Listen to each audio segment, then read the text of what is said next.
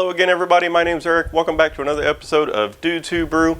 On today's episode, we're going to show you how to rack your beer from the fermenter into the keg.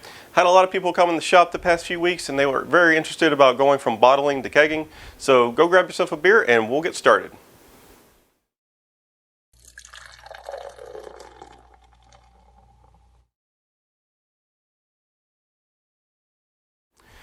So the first step that I do is I take the keg out of the kegerator.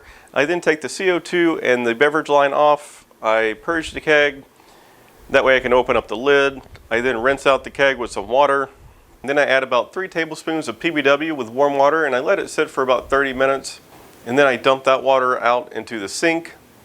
I then make sure the keg is all rinsed out because you don't want any PBW left over inside the keg. You have to rinse it out. After that, I then take a bottle of beer line cleaner, I put that into the keg, and then I fill it up about halfway with water. I then hook it up to the CO2 and the beverage line to the kegerator, and then I run it through the tap just for about 4 or 5 cups. While that's sitting in the beer line, I then take the keg and I empty it back into the sink. I then add some Star San into it, mix that with about 3 gallons of water, give that a real good shake, and then I hook that back up to the tap line. And I run that through the tap, once again, just about 4 or 5 cups, just to get the beer line sanitized along with the keg. Once that's completed, to sanitize all the equipment that I need, the racking cane, the auto siphon, and all the tubing, I then put that into the keg, give it a good few pumps, and let the sanitizer run through the beer line. That way it gets that good and sanitized. We do sell the racking canes along with the auto siphons here at the shop, and they also come in all the equipment kits that we sell. After everything is sanitized, we need to take a hydrometer reading just to verify that our beer is done. So I've taken a reading the past 3 days off of this beer. Today is day number 3, and looks like we have a reading of 1.016. I had that reading the past 2 days, so that tells me that the beer is done.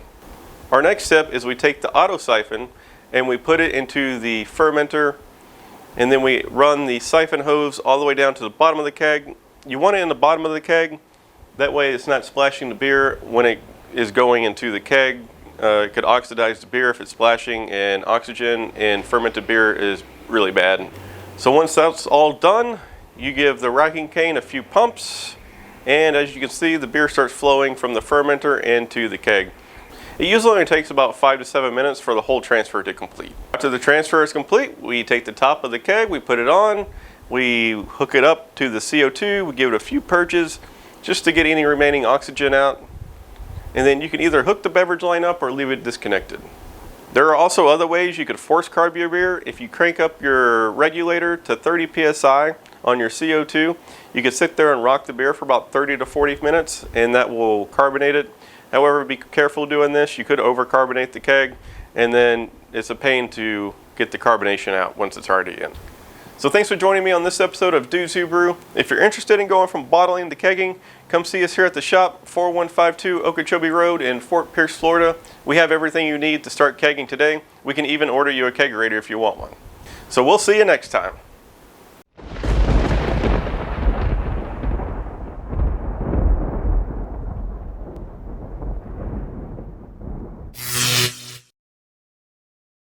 I then fill the origins. So thanks for joining me on this episode of Dudes Who Brew. I look forward to seeing you on our next episode. Go have yourself a good day and good day. The kegging, come see us here at the shop. We're interested in going from bottling to kegging. So we'll see you on the next time. Go get 'em, Tiger.